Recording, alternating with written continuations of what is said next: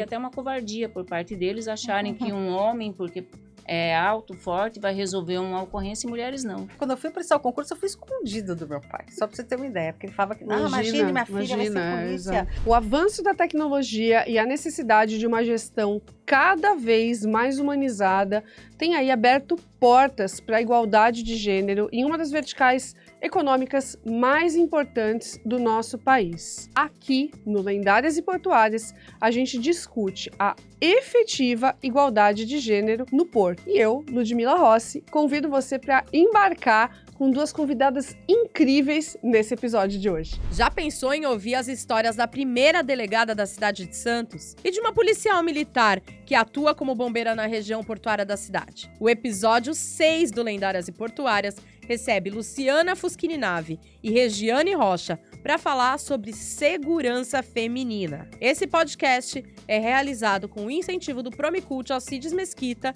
Prefeitura de Santos, com o patrocínio da DP World.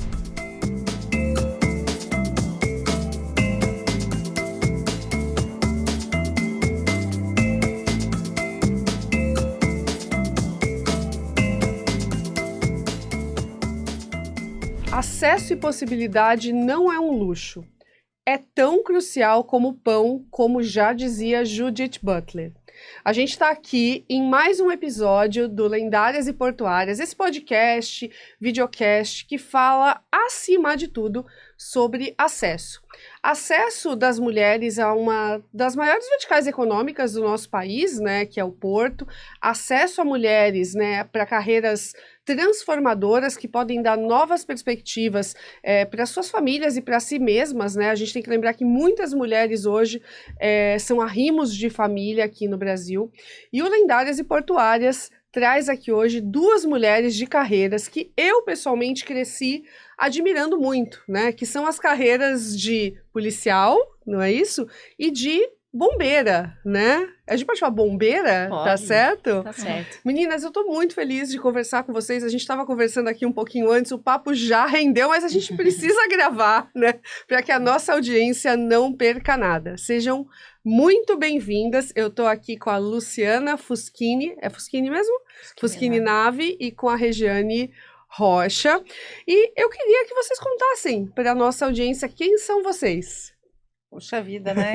Em primeiro lugar, obrigada pelo convite. É uma honra estar aqui com vocês, podendo falar desse assunto tão interessante. E você quer começar? Não, fica à vontade, pode começar. Então, o que você quer saber exatamente? Como é que nós chegamos aqui? Como é que nós escolhemos? Olha, eu não tenho uma pergunta, eu quero saber quem são vocês como mulheres, né? Eu vou ajudar aqui a Luciana, porque o currículo dela, gente, é uma coisa de louco aqui, né?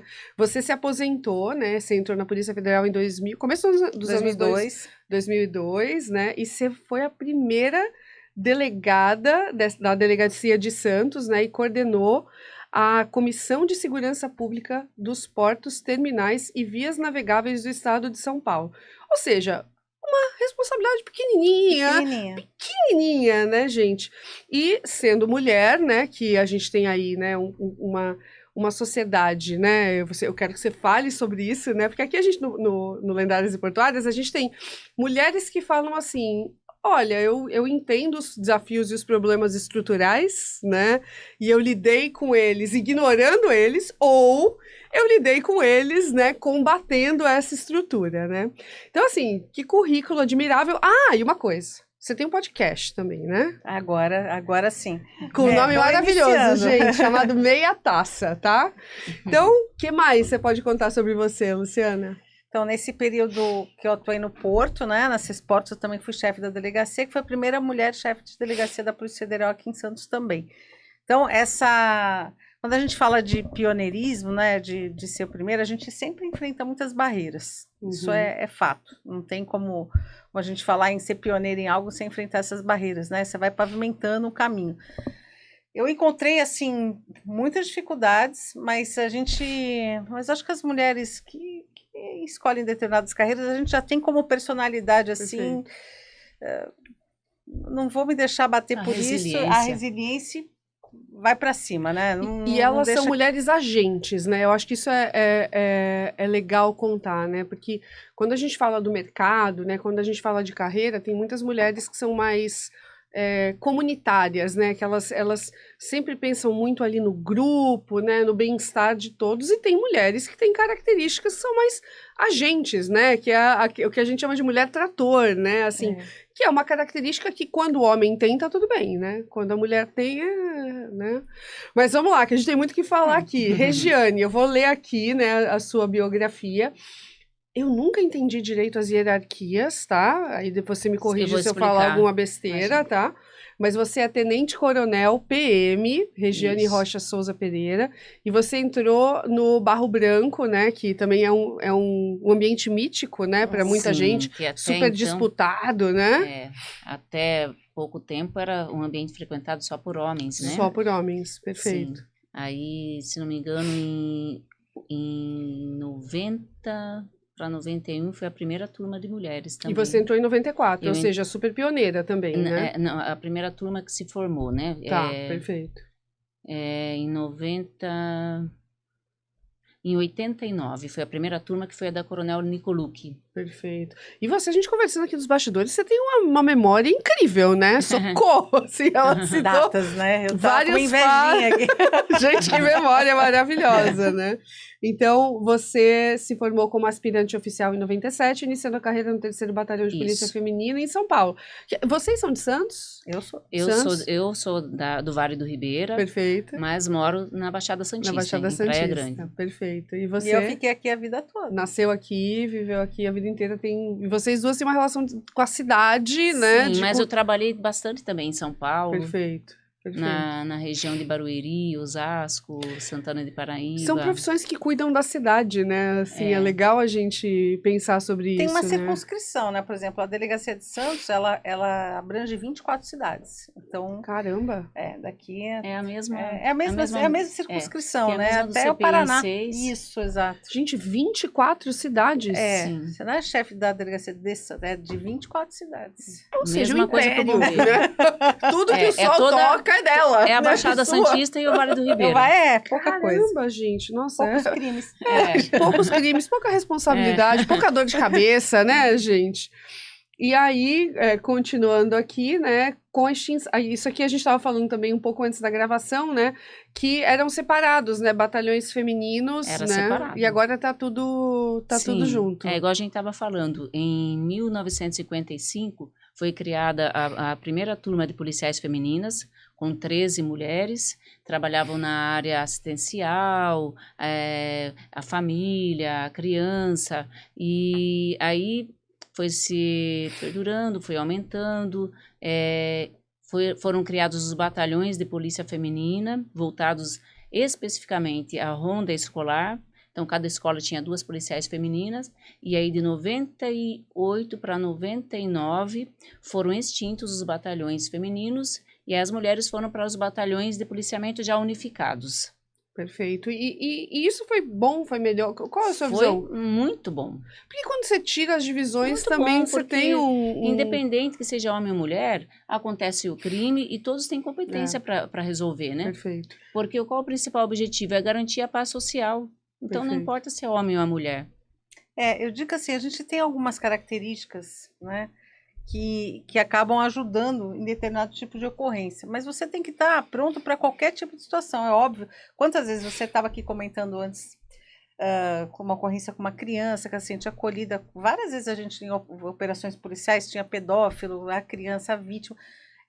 A gente acaba instintivamente chegando primeiro, tem essa coisa, como também para você subir um morro, pegar um traficante, às vezes pegar aquela sua colega mais frágilzinha, é melhor pegar um armário, porque tem um efeito psicológico. Uma intimidação. Então, assim, sim, eu acho que o grande lance da coisa, assim, a inteligência emocional, você saber utilizar cada um o que você tem de melhor naquele momento, naquela ocorrência, e é bom que você tenha essa diversidade, não dá para deixar separado mesmo, né? Mas, por exemplo, essa coisa que você falou, né, eu vou lá atender uma ocorrência e vou levar um cara gigante, né, para intimidar. Eu acho totalmente correto, né, mas ao mesmo tempo, por que, né, a sociedade olha a mulher, né, como se ela fosse extremamente frágil, incapaz, sendo que quem está tomando as decisões são você, né, assim. Eu acho que é mais no âmbito operacional. Por exemplo, você vai arrombar uma porta, é uma coisa física, né? Sim. Você vai pegar, você vai escolher a sua equipe, vai pegar o armário lá grandão, vai pegar. É só uma questão, Mas- não é nem de competência, né? Se bem que assim, hoje no Corpo de Bombeiros, em termos até físicos, as mulheres não deixam a desejar em nada, porque tem um processo seletivo rigoroso, então requer um preparo físico Perfeito. bom, né? Então elas têm que estar aptas numa ocorrência de desencarceramento de vítimas. As ferramentas de corte, os extensores, eles não são leves, mas tem que ter esse preparo preparo. físico, né? Perfeito. No Corpo de Bombeiros hoje. Agora, eu creio que no policiamento, né, voltando assim para o meliante, é até por uma questão física, né? E até uma covardia por parte deles acharem que um homem, porque é alto, forte, vai resolver uma ocorrência e mulheres não. Aqui mesmo em Santos, tem policiais excelentes, que já se envolveram em lutas corporais e elas tiveram a competência para resolver a ocorrência. A gente vê muito, né, assim, em redes sociais, tal, né, aquele caso da mulher policial que foi uma verdadeira heroína, né, assim, isso, assim, pelo menos o meu algoritmo, né, Em sempre vários me casos, entregou, né, muito. Vocês lembram de algum caso emblemático, assim?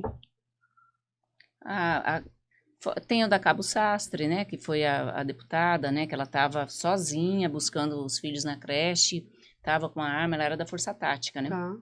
e ela conseguiu resolver a ocorrência, né, por vezes foi criticada por alguns, mas ela resolveu, e aquele meliante que foi morto, ele poderia ter matado alguma Sim, criança, alguma sim, mãe, com né, certeza, com certeza. mas tem alguns casos. Eu acho bastante maravilhoso, casos. que eu não vou poder falar o nome dela, obviamente, mas, enfim, né? Tinha uma amiga de uma amiga minha que a gente saiu pra jantar umas 3, 4 vezes. E assim, ela falava que ela fazia, eu trabalho com uma coisa X, nada a ver. E aí depois que a gente já tinha, né, mais intimidade, ela falou de fato que o que ela fazia, né? Então ela é uma policial não fardada, né, da Polícia Federal. Eu não sei exatamente qual é a categoria, o enquadramento onde do ela serviço tá. reservado. Provavelmente. Não, é que nós não usamos farda, né? Nós somos polícia judiciária. ao Não, passo mas que eles assim, são ela polícia não tinha militar. identificação. Ela falava que ela não andava identificada. Assim, era uma coisa assim.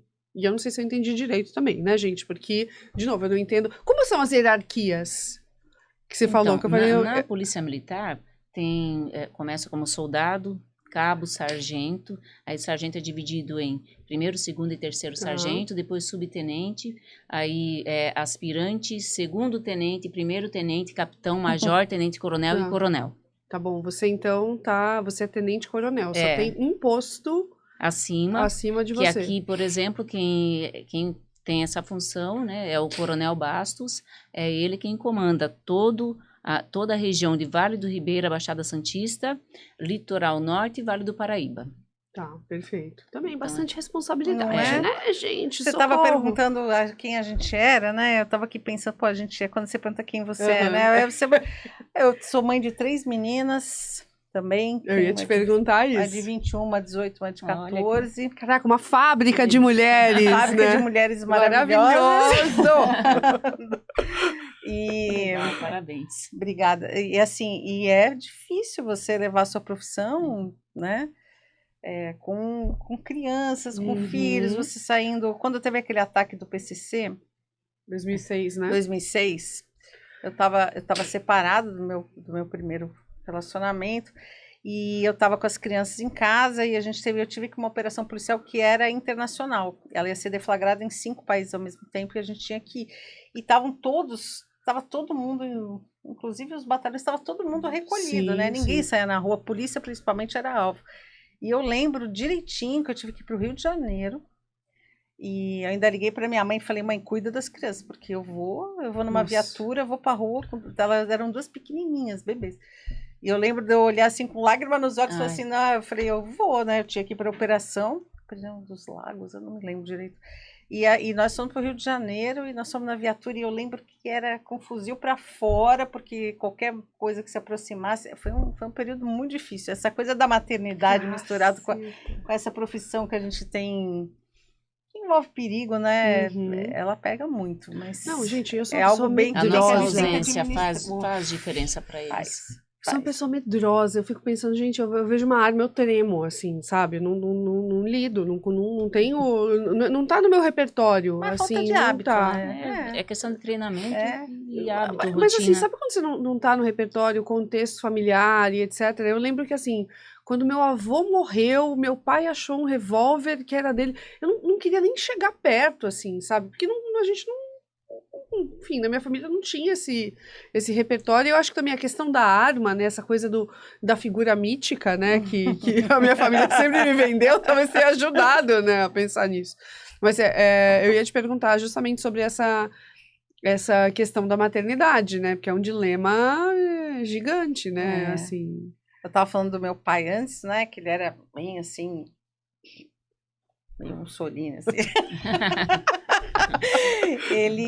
Eu fui fazer, quando eu fui prestar o concurso, eu fui escondida do meu pai, só pra você ter uma ideia, porque ele falava que, não, imagine, minha filha vai ser polícia, não sei o quê. Eu fui, não falei nada, eu esperei passar no concurso, depois eu só avisei, falei, não, ó, agora eu vou ser polícia. Né, mas E como foi, né, assim, você entra como na Polícia Federal? na Polícia Federal é diferente da Polícia Militar, né? Você já é a categoria, você já entra prestar concurso para delegado, delegado já é a ponta tá. da carreira. Tá. E aí dentro tem as classificações, terceira classe, segunda, primeira e especial. Tá, isso eu nunca ouvi falar, me explica. Eu aposentei classe especial. No final da carreira você é classe especial, que é o topo da carreira. Tá bom. E aí existem os outros, existe escrivão, o agente, o papiloscopista e você tem o perito também, Tá. que são as carreiras que estão ali trabalhando juntas, né? Que são aqueles concursos disputadíssimos, né? Eu falei de soldado a coronel, mas na verdade tem o concurso para a Academia de Polícia Militar do Barro Branco, que você já entra direto direto tá. na escola de oficiais, né? Então entra como aluno oficial, aí fica 4 anos e se forma como aspirante. E vocês fizeram faculdade? Qual foi, antes de vocês irem, né, para a polícia, o que... Eu não fiz faculdade, eu entrei com 17 anos, eu me formei no segundo grau, prestei o concurso para a escola de oficiais, passei, era na época pela Fundação Carlos Chagas, né, depois passou pela FUVEST, acho que agora já nem sei quem. Mas o Barro Branco é exatamente isso que eu ia falar, é tão concorrido quanto... porque o Barro Branco, ele nos habilita, ele é um bacharelado em ciências policiais, de segurança e ordem pública, e depois eu fiz uma complementação também em direito. E o processo seletivo, de novo, né, ele é tão disputado... Sim, é disputado como qualquer... Universidade pública de ponta, né? Ele era... Quem fazia a prova era a FUVEST, né? Agora, acho que a Fundação Getúlio Vargas. FGV. A FGV. É que cada ano muda, né? Mas, assim, é bem concorrido. Porque já entra com o curso superior, né? Você já vai se formar ali, fica 4 anos, já sai com o curso superior e já entra recebendo um salário. Perfeito. Né? Claro que isso aí também não pesa, né? Porque a pessoa já tem que ter a ciência do que vai fazer depois, a responsabilidade que é, os riscos que são. Total. Né? Muitas vezes a ausência da família, porque a escala de serviço não tem Natal, Ano Novo, não tem de dia e de noite, então isso aí pesa bastante. Madrugada, né? Madrugada. E você tinha uma carreira anterior? Não, para você ser delegado, você precisa obrigatoriamente ser formado em direito. Em direito, tá. Eu não sabia disso, olha só. Então você fez direito. Porque é uma carreira jurídica também. Ela é policial, mas é uma carreira jurídica. Então você tem que entender de leis. Você vai a primeira pessoa que vai ter contato ali, né? Apresenta na delegacia, você tem que saber exatamente a legislação, o que fazer. Você não pode. Você, então, precisa ter um bacharelado em direito, é isso? Ou você precisa ter o AB, tudo certinho? Eu tinha prestado, mas não é obrigatório. Você tem algumas mudanças, você precisa ter alguma experiência jurídica, 2 anos, sim. Mas na minha época não era assim. Olha, a gente aprendeu um monte de coisa aqui hoje, gente. Meu Deus, que aula! Que coisa maravilhosa! Que incrível! Agora eu vou te falar uma coisa. Quando a gente vai pra academia, né? Quando fui, eu tava com a minha primeira bebê com 10 meses. Nossa. E tinha que ficar internada lá em Brasília, né? Eu quase não fui. Tá. Eu quase não fui. Foi muito difícil. Você largar assim, seu primeiro filho, uma bebezinha, você fala assim, agora eu vou ficar lá. Não, fase de lactação, né? Lactação, exatamente. Assim, totalmente. Olha, foi Essa parte é triste.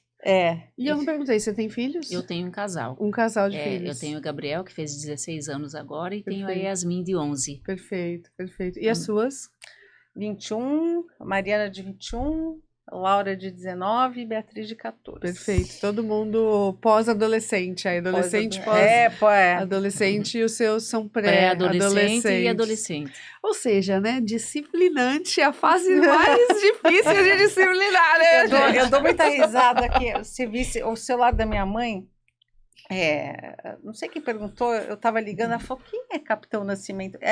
As minhas filhas me gravaram no celular da minha mãe, como quando eu ligo, não é mamãe, é Capitão Nascimento. É o do Bop. Que bullying, hein? Não, e sabe o que é curioso? Eu outro dia estava conversando com meu marido, eu falei, eu preciso reassistir Tropa de Elite. Eu sempre vejo de novo. Porque, assim, eu acho que o contexto do filme deve ter mudado bastante, né? Assim, quando a gente assistiu pela primeira vez, quando você assiste pela segunda e quando você assiste pela terceira. E o 2, né? O 2 também, que é bem aquela coisa política, né? É verdade, tem o 2. Não, mas o primeiro é o primeiro, né? Assim, o primeiro foi bem melhor, o primeiro. Um boom, uma realidade. né? E vocês hoje gostam? Vocês acham que o filme envelheceu bem? Eu assisti faz pouco tempo de novo. Mas foi pro catálogo, acho que ele voltou para destaque de algum streaming aí. Foi por isso que eu acabei vendo. Mas posso te falar que eu acho o 2, o 1 é sensacional, sim, mas eu acho o 2, aquela questão toda política do que acontece, né? E o efeito disso na segurança pública e o que acontece nos bastidores, eu achei, assim, sensacional. E o Rio de Janeiro é curioso, né? Porque, assim, ele tem oscilação. Sei que a gente tá fugindo um pouco do tema aqui, tá, gente? Mas o Rio de Janeiro... Não chegamos nem no Porto. No Porto, exato. Mas o Rio de Janeiro é curioso, né? Porque ele teve uma fase muito, né? Que você tinha pavor de ir pra lá, que eu acho que foi 2005, 2006, né? Medo absoluto. Depois você teve uma fase ali que parece que a coisa estava ok, você ia, você convivia, etc. E agora a gente já viu a fase de novo, né, que me parece meio maluca, né, assim, hoje eu tenho morro de medo de ir, né, mas eu fui por, sei lá, uns 2, 3 anos, pelo menos uma vez por mês pro Rio, era uma delícia, eu me senti em paz lá, em paz. Hoje você não se sente em paz lá, né, não tem, principalmente policial, né, porque policial no Rio de Janeiro... Sim. Se eles te encontrarem, eles te matam, né? Então, não é uma coisa simples para... Eu não me sinto nada confortável no Rio de Janeiro, né? Sendo policial. Então... E agora vamos falar de uma coisa que eu pergunto... Bom, um dado que eu queria trazer aqui, né? No Brasil, menos de 15% das instituições policiais são compostas por mulheres. É isso mesmo? Vocês têm algum dado diferente? Não, aqui no Corpo de Bombeiros não chega a 10%. Aqui no 6º GB não chega a 10%. Perfeito. Mas por opção. Um dia já houve vagas limitadas, hoje não mais. São vagas abertas limitadas ou afirmativas? Não, para o concurso na Polícia Militar, é a mesma quantidade que tem para homem e para mulher. Ali é unificado para todo mundo, né? Quando eu prestei o concurso, tinha uma porcentagem para mulheres. Agora não. Não tem mais. Então, se tem menos mulheres, é porque elas não querem, né? Que é o mesmo processo seletivo, claro, adaptado só a parte do teste de aptidão física, mas é a mesma prova. Perfeito. E é porque elas não querem mesmo, né? Mas passam. Hoje em dia já não posso falar assim, discriminação, em preconceito com as mulheres, porque na PM já não tem mais. Mas é por isso que vocês estão aqui, gente. É para inspirar as mulheres a adotarem essa carreira, né? Para que mulheres entendam, né? Que elas precisam estar. Possível. Que é possível e que também elas, quem quiser, né? Obviamente, não é limitado a elas, né? Não. Assim, tá aberto lá, né? Tá aberto para todos, né? Exatamente. Né? Quando eu falo assim, na PM não tem mais, não que tivesse machismo, é que o começo é sempre assim, né? É um começo, uma adaptação, mas hoje tem em todas as áreas, as unidades especializadas da Polícia Militar tem mulheres, inclusive nós temos mulheres pilotas, né? Do Águia. Então, tá aberto para todas. Perfeito. Então, gente, você que é mulher que está assistindo, que está pensando, que está na fase de definição vocacional aí, temos aqui, né, 2 baitas exemplos aí para ver que é possível, que vocês podem ocupar esse lugar. Então, 15% hoje, ainda para atingir a equidade de gênero, ainda falta bastante gente. E na federal? As Federal mulheres também é uma porcentagem, é menos de 15% das mulheres, mas eu vejo cada vez mais mudanças. sim. Cada concurso que é Sim, realizado, sim. existem mais mulheres, e eu acho que é um caminho sem volta, E né? você estimula, assim, você sempre que Muito. pode, tá, né? Eu adoro, eu amo o que eu faço, o que eu fiz, né? Ainda continuei na área portuária, apesar de ter aposentado agora, eu continuo na área portuária, na área de segurança, Perfeito. então, assim, é uma paixão mesmo. E da carreira de vocês em segurança, qual é o maior orgulho que vocês têm? O maior orgulho é estar comandando. Está comandando uma tropa, assim, que hoje eu tenho um efetivo de 378 bombeiros. Desses 378, 34 são mulheres. E o orgulho dessa parceria, de saber que eu sou respeitada, não tenho problema algum. Pelo contrário, eu tenho uma tropa motivada, que se dedica ao máximo, né? Eu, como mulher, também tenho mulheres, não só em função administrativa, Perfeito. muitas mulheres no operacional também, né? Então, isso para mim é um orgulho de voltar ao Corpo de Bombeiros que eu amo, que eu já fui do Corpo de Bombeiros, e em 2014 eu me apresentei no policiamento, eu fiquei aqui 3 anos como capitão, também trabalhei no policiamento, que é uma instituição que eu amo também, de paixão admirável, e que nem sempre tem o reconhecimento da população, sim. como o Corpo de Bombeiros tem. Sim. Para mim é uma alegria estar aqui. O que eu trabalho por amor. Eu sempre penso nisso, assim, né? Cara, tipo, enquanto a galera tá se divertindo, né? Os policiais estão ali, e assim, é olho no peixe, olho no gato, precisa ter uma percepção super avançada, né?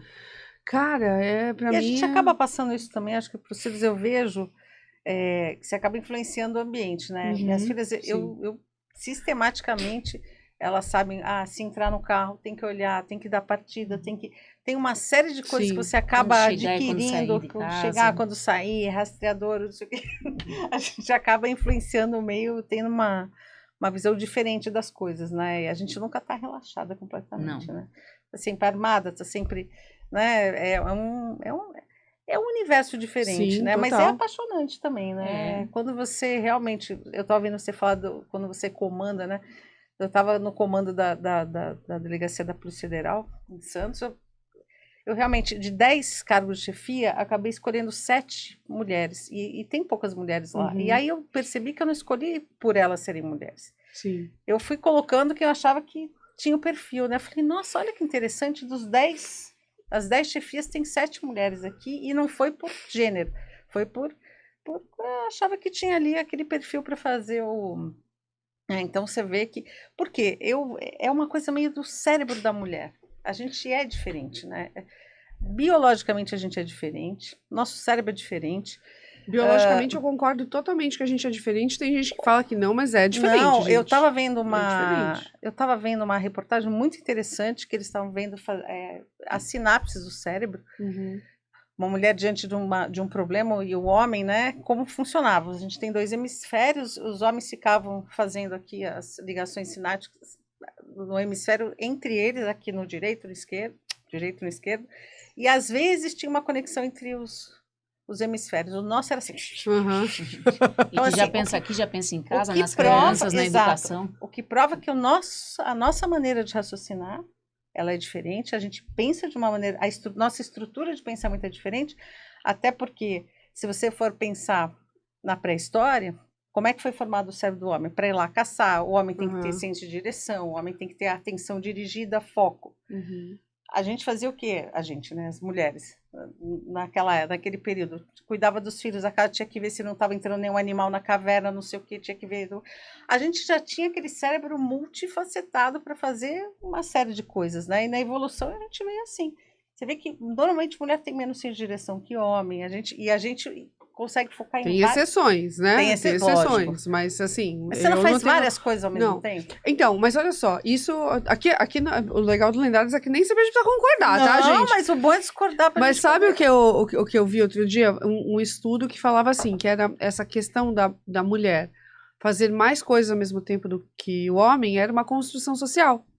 E que os homens, eles definiram um direito de foco. E as mulheres sempre foram pressionadas a fazer 1 milhão de coisas ao mesmo tempo, porque muitas tarefas que os homens deveriam estar dividindo Ajudando. foram delegadas Mas eu a acho elas, que é entendeu? Eu acho que as coisas se convergem, né? Aham. Porque acho que além dessa questão que nosso cérebro já foi treinado assim por causa de uma divisão social. Exatamente, é esse o ponto. Foi uma construção social e assim, eu Mas na sempre pré-história repeti. já era assim. Mas sabe o que eu acho? Uma coisa que eu acho que, enfim, não tenho estudo científico, mas no mercado profissional, eu acho que as mulheres estão com tanta vontade, estudando e se desenvolvendo, com tanta gana, né? E até de ver por dados, né, desigualdade, gap salarial, no óbvio, né, nas instituições públicas isso não acontece, e, né, tem a questão da lei, mas historicamente, o gap de diferença era de 20% a 30%. Acho que 22%, de acordo com os últimos dados do IBGE. 22%, ou seja, a gente tem que trabalhar 22% mais para receber a mesma coisa, né? Então, se a gente for pensar, as mulheres sofreram, passaram tanto por essa pressão que, tá todo mundo agora, elas, né, buscando se desenvolver, estudar e assim, estudar em profundidade e assim, não querendo abrir mão da maternidade, né, mas querendo desenvolver uma mega carreira. E isso é incrível, porque aí a gente vai colocando a igualdade de gênero aí a força, né, é o que eu tô vendo. E um outro ponto, para mim a coisa que eu mais valorizo num profissional, eu tenho uma lista de exigência bem longa, tá? Mas o primeiro item que eu não consigo passar para os outros é percepção. E eu acho que a gente é muito boa na percepção. É excelente. A gente é muito boa em escanear o cenário, né? Nem necessariamente físico, mas deixa eu entender essas peças aqui. A gente é muito boa em percepção. E pro trabalho de vocês, imagino que isso seja. Isso tem que ser assim. E você tem que ter inteligência emocional também, né? Sim. Lidar com... E tem um raciocínio rápido, ser ágil para resolver de forma rápida. Exatamente. Porque a gente lida com circunstâncias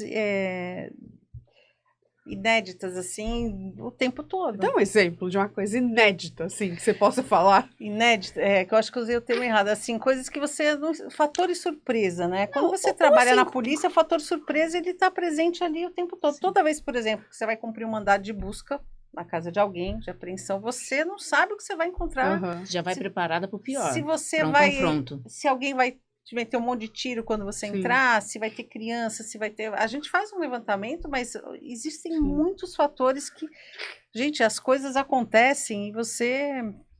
Eu já passei muitas situações desse tipo, de você estar esperando uma coisa e de repente você encontra outra situação. A gente já foi em grupo terrorista, entrar numa casa de um grupo terrorista, entrar na casa do 02 do PCC, do primeiro. Você não sabe o que você vai encontrar ali dentro, né? E às vezes você encontra, assim, bebês, pessoas com... Sim. E você tem que saber lidar com tudo aquilo. Eu acho que nesse contexto... É isso aí, saber que vai e pode não voltar viva.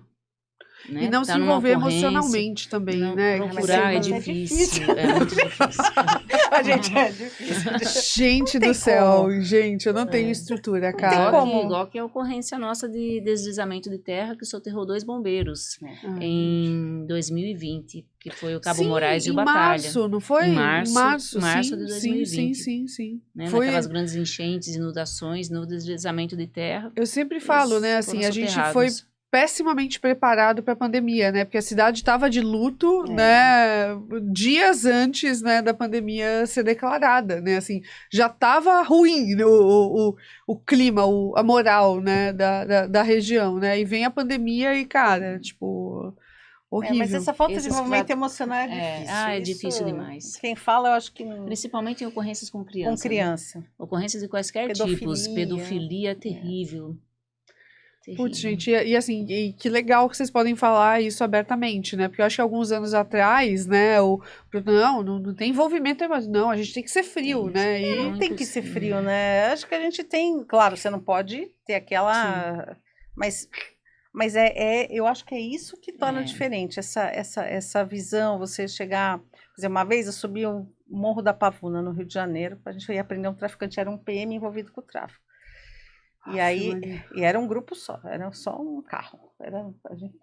Na época foi difícil. E aí, quando a gente chegou lá, eu falei, pô, não sei o que eu vou encontrar. Era a última casa lá e tinha o pai, a mãe, e tinha uma criança, né?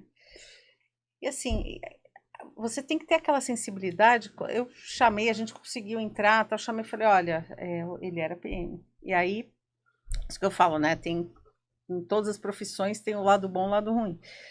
E eu cheguei pro menino, pra mãe do menino, e falei assim, olha, isso aqui é uma missão especial. O seu pai, a polícia, ele vai com a gente da Polícia Federal numa missão secreta, especial. Então, você não pode contar para ninguém e você vai para não desfazer a ilusão do menino em relação ao pai, porque ele não tem culpa nenhuma. Falei com a mãe, falei com o pai, olha, eu vou pegar o seu filho, coloquei... E ele acabou colaborando porque ele viu o grau de sensibilidade da gente tomando conta da criança, para não ficar traumatizada, para não ver o pai sendo levado pela polícia. É aquele tipo de coisa. Então, assim, esse grau de sensibilidade, eu acho que nós estamos um pouquinho à frente nessa percepção das ocorrências. Total. Talvez isso que eles acham importante ter mulher nas ocorrências. Da maternidade, né? Porque a gente se colocar no lugar da criança. Sim, perfeito.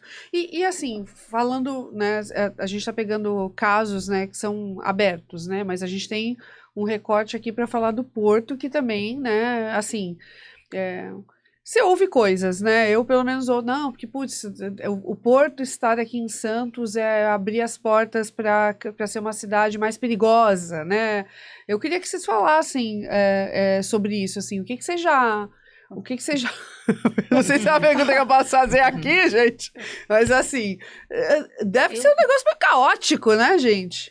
Ela, especificamente, sabe melhor do que eu ainda, né? Eu, na parte de bombeiro, teve muitas ocorrências aqui no Porto, mas nós temos alguns PANs, que são planos de auxílio mútuo, temos um trabalho preventivo, com vistorias, visitações nas empresas, tem um trabalho de integração com as empresas, né, para evitar que aconteça. Mas se acontecer uma emergência, nós estamos prontos ali para atuar e resolver de forma mais rápida e eficiente possível, né? Você está falando do perigo... Agora, a parte de perigo de...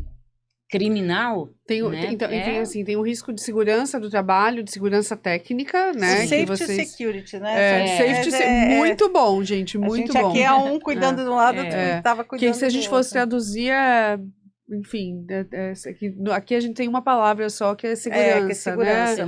Mas talvez proteção e segurança, né? Meio essa lógica. Mas não tenha dúvida que isso aqui é uma porta aberta para o crime, né? Porque o Santos, o maior porto da América Latina, rotas para todos os lugares do mundo, o tempo todo, essa fartura de rotas. Isso para o tráfico de drogas, né? A gente estava numa média prendendo 20 toneladas de cocaína por ano na Polícia Federal, pelo porto, por exemplo, mais ou menos. Então, assim, isso é uma pequena parte do que vai.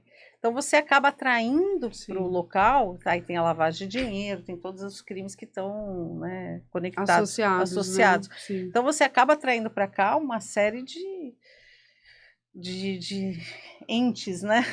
A bandidagem aqui. Porque difícil de combater esses índices criminais, né?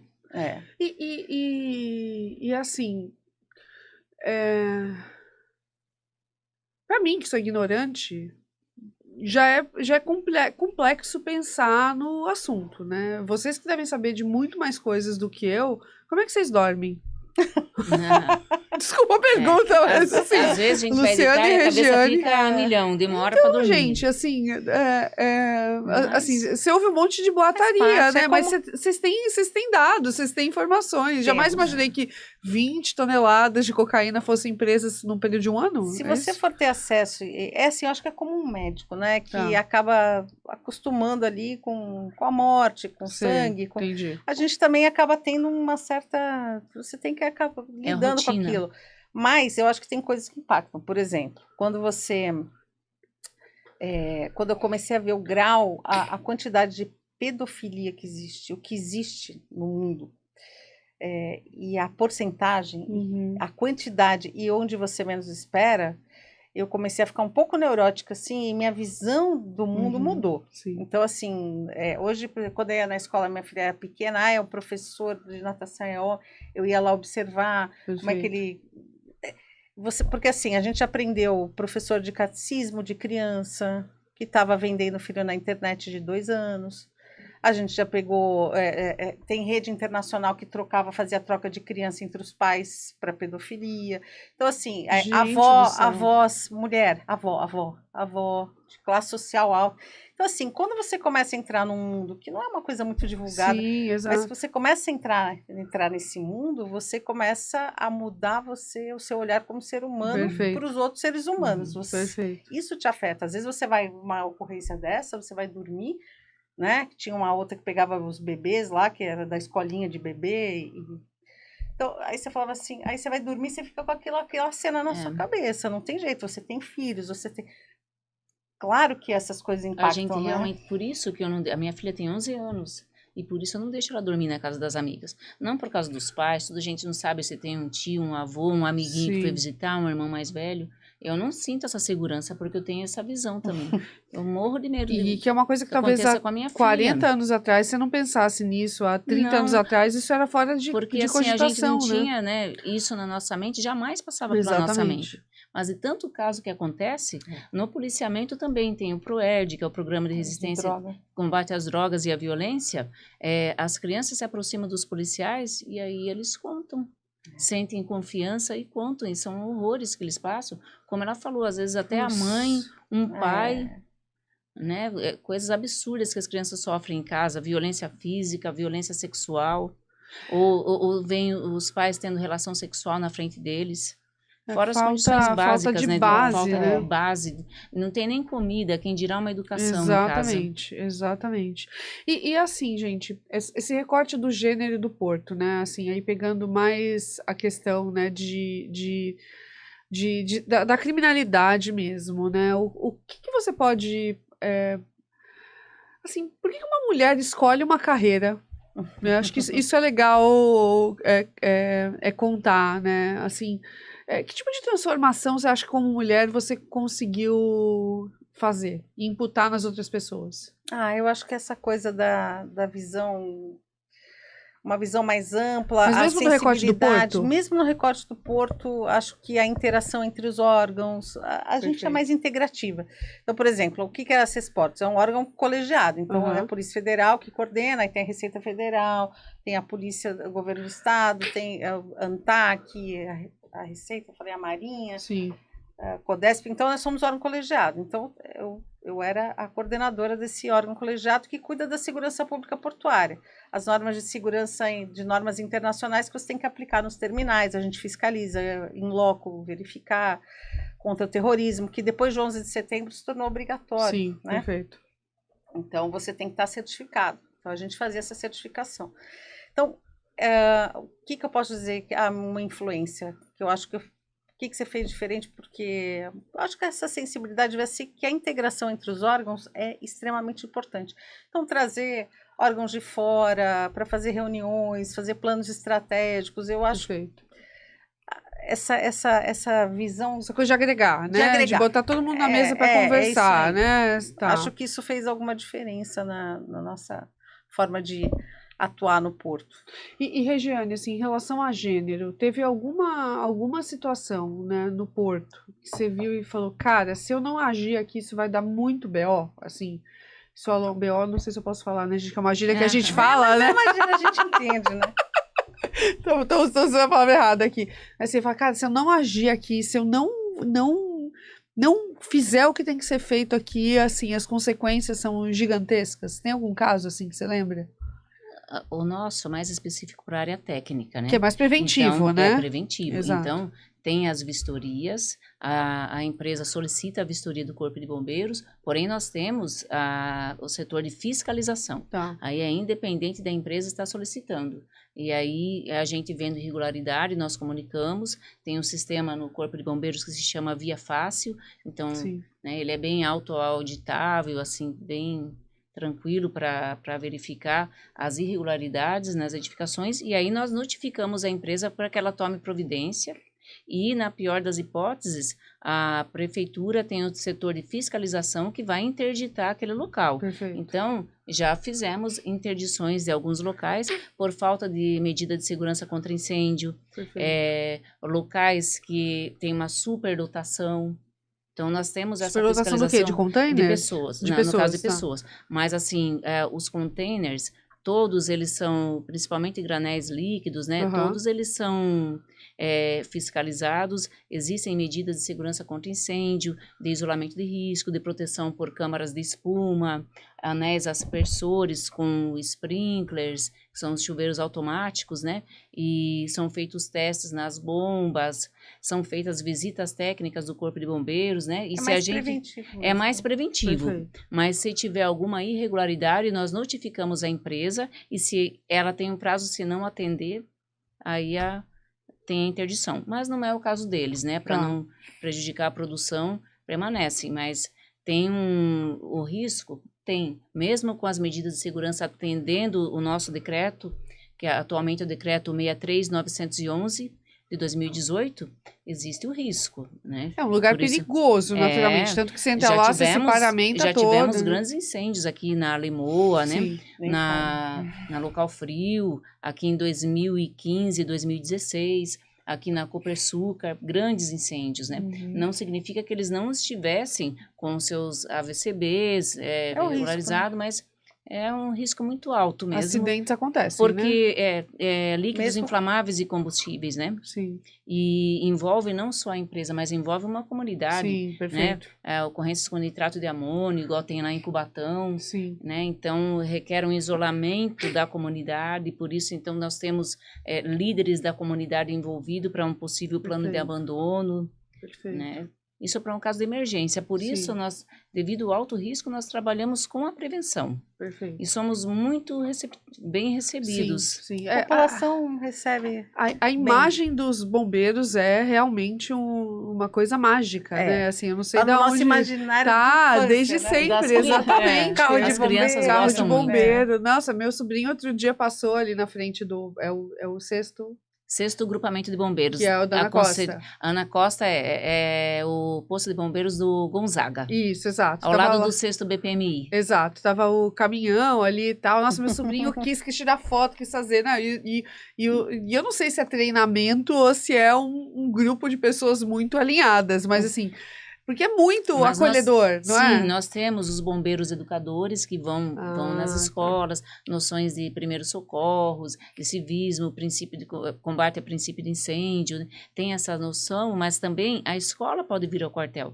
Legal. O quartel é aberto a todas as pessoas, então as crianças ficam encantadas, né? Elas têm acesso à viatura, sempre acompanhado pelo bombeiro, podem colocar o Sim. capacete, o equipamento de proteção individual. E forma o imaginário, que a gente precisa formar o Quantas crianças imaginário. querem ser bombeiras, né? Então, e agora a gente precisa formar o imaginário para as meninas, né? Sim. Assim, começar a ter a figura das meninas considerarem, né? E tá aumentando bastante, Que porque legal. nós temos as mulheres nos quartéis, As e elas mães já são- vão passando. elas também, acabam né? incentivando as meninas. E eu quero tocar no assunto da discriminação. Assim, eu vou começar perguntando para você, Luciana. Você sentiu já em algum contexto na sua carreira, pode ser no começo ou não, assim, aquela pessoa não te respeitando por causa do gênero?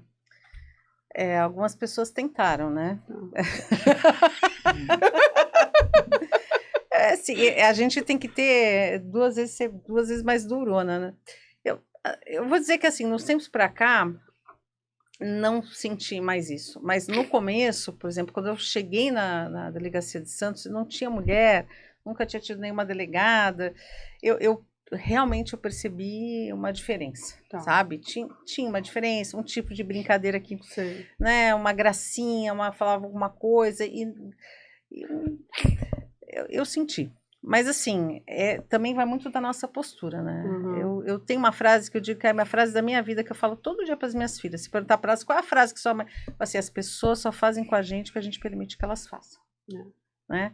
Então, é a frase que eu levo para a minha vida. Uhum. Porque as pessoas podem tentar, mas você tem que saber reagir, você tem que saber lidar com as situações, porque isso vai acontecer a vida inteira da gente. A gente vai sofrer não só com machismo ou com qualquer outro tipo de coisa, são coisas que acontecem na nossa vida e a gente tem que estar preparado para isso. Eu já passei algumas vezes e eu acho que o que a gente tem que incutir na cabeça dessa geração, do pessoal que vai passar por isso, assim, é como você tem que saber lidar com isso, porque eu não acredito que vai acabar, né? Eu acho que ela é um pouco mais camuflada. Aham. Eu percebo, às vezes, olhares, Uhum. às vezes um incômodo quando você vai dar uma ordem direta. Opa. A pessoa fica incomodada porque você deu uma ordem. Se fosse um homem dando uma ordem daquela maneira, Outro contexto. receberia totalmente de maneira diversa. Mas eu acho que com a nossa postura a gente vai acabando lidando com isso e vai fazendo parte cada vez menos e isso vai se diluindo. E o que você já viu, Regiane? Então, eu entrei, como eu expliquei, era vagas limitadas para mulheres, né? Mas, no decorrer, na minha formatura, fui trabalhar no batalhão feminino, que era a ronda escolar, então não tinha, assim, tanto contato com os homens, a não ser que fosse um flagrante, né, alguma ocorrência específica. Aí, depois que juntou, né, unificou, tinha, em princípio, algumas brincadeiras, né, mas eu, particularmente, nunca passei por um preconceito, alguma discriminação pelo fato de ser mulher, porque eu sempre, eu era operacional, então eu assumia o comando de força patrulha, como segundo tenente, como aspirante, então não tive problema, porque eu estava numa função operacional, com a tropa de rua, eu sempre soube me impor, não tive problema com eles. Algum comandante que de repente fez alguma cantadinha, me coloquei no meu lugar, né? E ele também no lugar dele, porque ser comandante para a função é uma coisa, né? Mas não passou daquilo ali, então não tive problema. Já tive problema com subordinado, com cantadinhas também, aí já chamei atenção, inclusive era um tenente, e também teve um cabo, já chamei uma outra... Você vê que foram vários casos. Foi uma outra amiga minha, falei, vem aqui que você vai ser testemunha, conversei com ele, não coloquei no papel nada, porque não passou dali. Formas de discriminação na minha função, não posso falar que tive, não. Pelo contrário, aqui eu sou muito respeitada, pela tropa, pelos oficiais, por todo o efetivo, eu tive aqui uma boa recepção, eles são muito receptivos, até porque também eu já trabalhei aqui, trabalhei com eles, já fui em ocorrência com eles, eu trabalhei aqui como tenente, aqui na área de Santos. Mas existe, né? O que ela está querendo dizer Mas assim, o que eu quero deixar claro, que existe, não estou falando generalizando. Sim. Existe, teve essas cantadinhas assim, mas agora existe o preconceito de menosprezar e diminuir a mulher, mas são casos pontuais, né? Que essas pessoas não representam a instituição. Exatamente. É isso que é importante falar, né? Mas o que é importante falar? Acho que essa coisa de você se impor. Porque no fim das contas, eu acho que a gente tá, assim, os homens já entenderam, né, que, cara, a brincadeira não é mais como era antigamente, né? Antigamente, talvez a gente aceitasse mais porque o tempo inteiro era normalizado, né? Então deixou de ser normalizado. Agora eu acho que o nosso grande desafio é justamente o que vocês pontuaram aqui, né? Essa coisa de se posicionar e liderar, né? Falar, cara, esse aqui, ó, teu espaço é esse, ninguém te deu mais espaço do que isso, né? O limite é esse aqui. Por que você acha, né, que você tem esse direito e essa liberdade de dar 2 passos para cá? Não, é esse o teu espaço, né? Sim. E liderar como mulher, assim, eu acho que o grande desafio é a coisa tá mais igual, né? Acho que melhorou. Hoje já melhorou porque acho já que é melhorou. comum, né? Vamos botar um fogo aqui. Vai, bota. Opa. Bombeiro, aproveitar que é bombeiro, vamos botar um fogo aqui. Ai, meu sprinkler! Mas o outro lado, no exagero, também é ruim. Eu sou bem assim... Total. Eu não sou... Total. Ai, não. Vamos colocar a coisa com equilíbrio à base de tudo, exatamente. Né? Esse negócio de, é obrigado a pôr X, é cota, eu chamo de cota. Eu já fui muito criticada. Você não é a favor das cotas? Não sou a favor das cotas, não, mas, nada. Gente, tem que ter essas opiniões. Eu sou a favor das cotas. Então. Eu sou a favor, na verdade, eu sou a favor de vagas afirmativas. Sim, mas eu chamo de cota no sentido de que, por exemplo... você tem... Eu acho que você diminui. Quando você põe uma cota, você não está dando igualdade ali, você diminui um pouco. Então, você tem que fazer o quê? O que eu acredito, a minha visão. Você tem que dar as mesmas condições... É isso mesmo. Para que as pessoas cheguem ali. Você não pode dar nenhum tipo de discriminação. Mas o que a gente faz enquanto não tem as mesmas condições? A gente tem que lutar para ter as mesmas condições, porque senão você sempre vai ser a cota. O que eu vejo conversando com amigos empresários, hoje executivos, que eles têm muita dificuldade nas empresas? É obrigado a botar X, tem que ser gay, tem que ser mulher, tem que ser negro, tem que ser não sei o quê. Tem que ser se for o melhor, eu acredito, né? Por exemplo, se eu estiver concorrendo a uma vaga de emprego, tiver eu e um homem, e ele for muito superior a mim, para a empresa que seja melhor, a empresa vai ter que me contratar porque eu sou mulher. Eu acho isso um absurdo. Mas o desafio é que muitas vezes ele não é superior. E existe uma percepção de mas que se ele tiver melhor... um currículo muito melhor que o meu, uma série de coisas, e a empresa já aconteceu, porque eu sei que meus colegas me confidenciam. Sim. Pô, a gente tem que colocar, a gente é obrigado. Eu tenho que colocar uma pessoa atrás, eu tenho que colocar... Então, assim, ou você dá meios para que essas pessoas... Eu achei uma coisa muito interessante no curso, eu fiz um curso em São Paulo para conselheiro de administração de empresa, né? Agora, no IBGC. E aí eu achei uma coisa que fizeram na empresa, achei sensacional. O que é você dar a mesma condição? Sem nenhum tipo de ideologia, nada. Sim. Os currículos, eles vêm sem foto, sem gênero, sem nada. Eles vêm só com as especificações técnicas, né? Então, quando você vai fazer aquela triagem, você não sabe a cor, a cara, se é baixo, gordo, magro, você não sabe nada daquela pessoa. Eu acho isso uma excelente forma de você tirar essa coisa da discriminação. Agora, você obrigar a colocar uma pessoa porque é mulher, porque é negro, porque eu não sei, sabe? Por exemplo, na cota de... Eu sei que é um assunto polêmico, mas eu gosto de assunto polêmico. Não, mas eu acho que a gente tem que... Eu acho que... A gente precisa de diálogo sobre esse ponto. Se não tem diálogo sobre esse ponto, a gente só tem mais problema, né? Então precisa de diálogo, é isso. Tem que conversar sobre isso. Exato. E tem que ter contrapontos. Tem que ter contrapontos. E eu acho que, por exemplo, uma cota... Eu tenho um amigo negro, super bem de vida, né?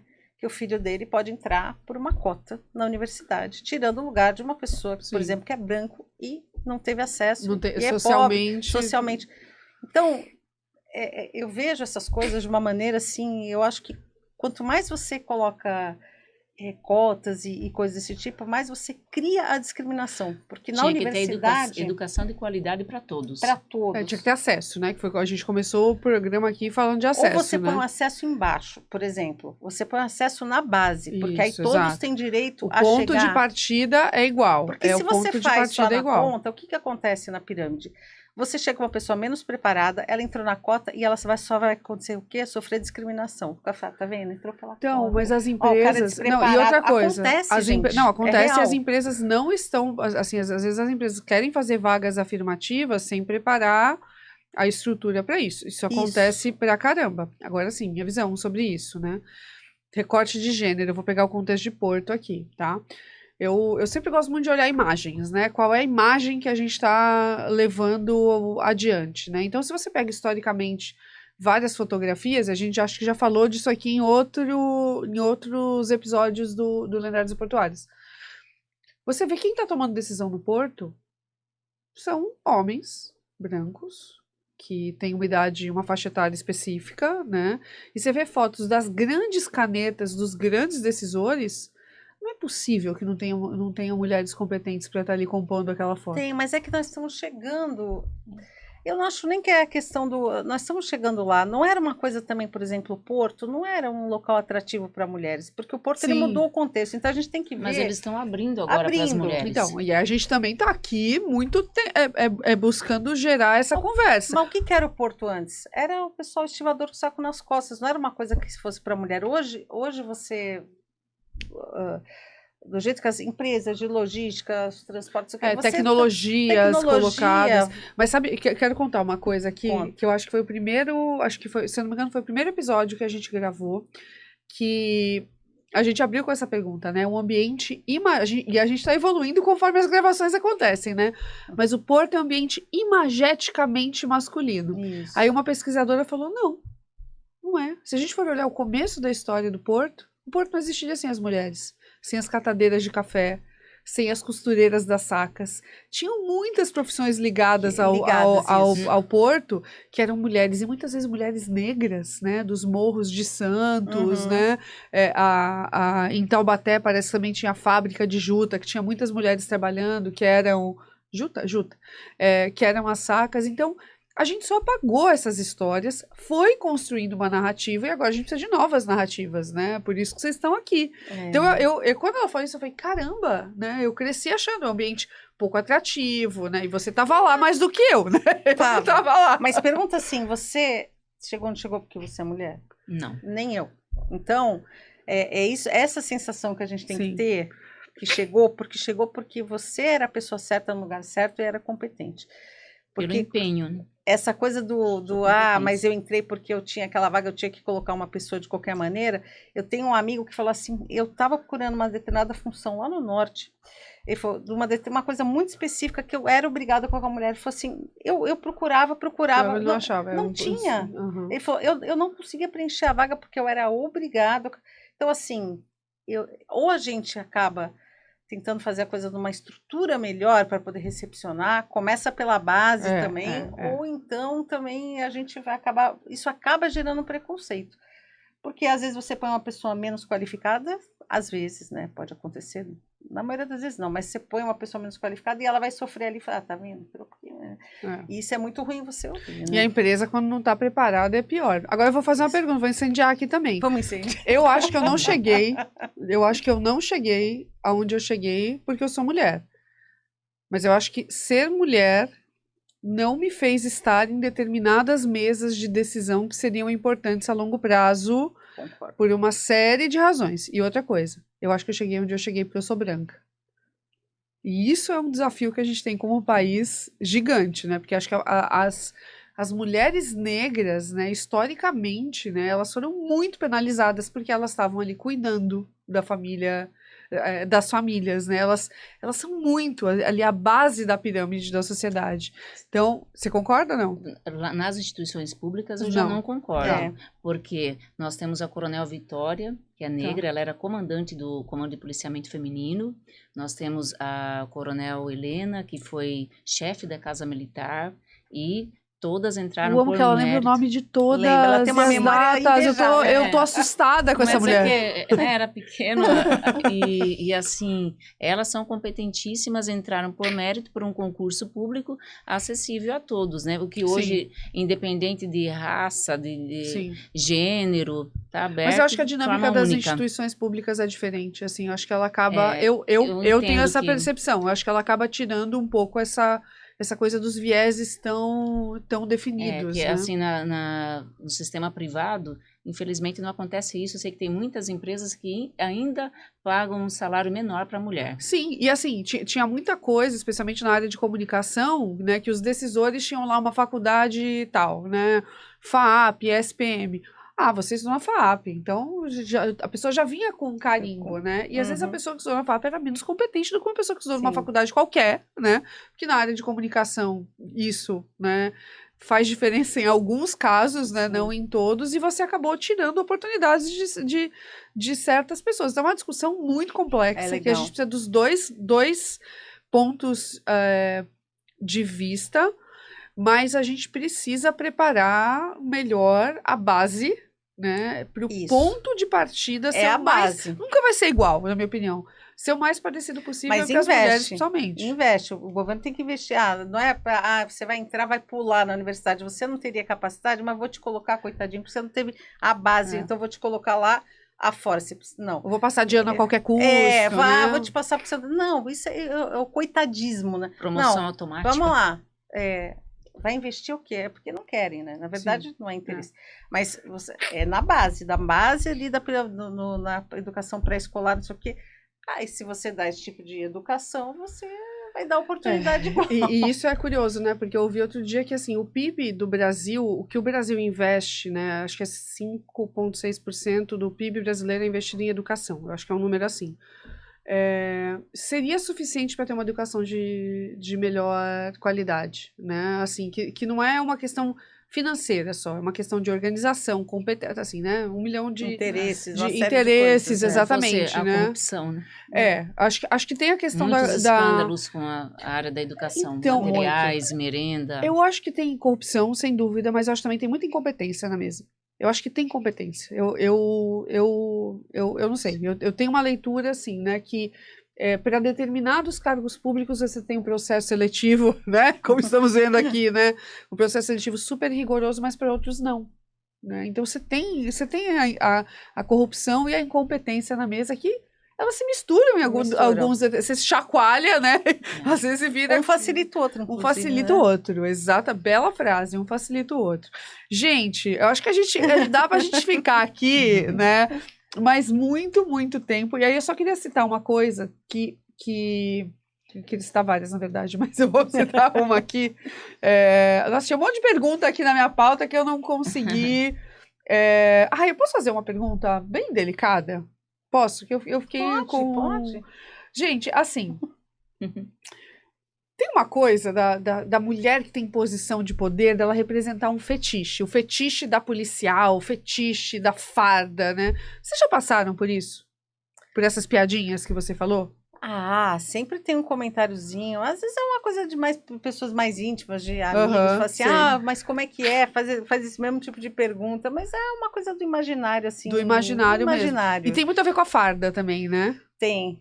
Com a posição, né? Com a posição. Com a farda, com a posição. Né? Quando você está uniformizado operacional, né? Mas eu acho que não... Não é tão comum quanto o imaginário. Eu acho que mais o inverso, viu? Acho que a mulherada que gosta de um homem de farda. Eu já vi muito. Né? Sério assim, mesmo? Como o pessoal chama de Maria Batalhão, né? Não é? Sério? Gente, não é? Esse episódio aqui tá rendendo vários insights pra mim, gente. Já aprendi toda a hierarquia, já aprendi que tem até a Maria Gasolina, né? Ai, meu Deus. A Maria Batalhão. Maria Batalhão, que maravilhoso. Bom, vocês falaram da violência, tá aqui. E eu só queria só resgatar, né? Porque parece que foi ontem, né? Que a questão dos batalhões foram... unificados, né? E eu quero resgatar aqui, a gente está gravando esse podcast aqui em Santos, né? Mas que na Baixada Santista a primeira bombeira foi a Elisama. Isso, Sargento Elisama. Sargento Elisama em 1994, gente, ou seja, foi ontem, né? Então é isso que a gente está falando aqui no Lendárias, né?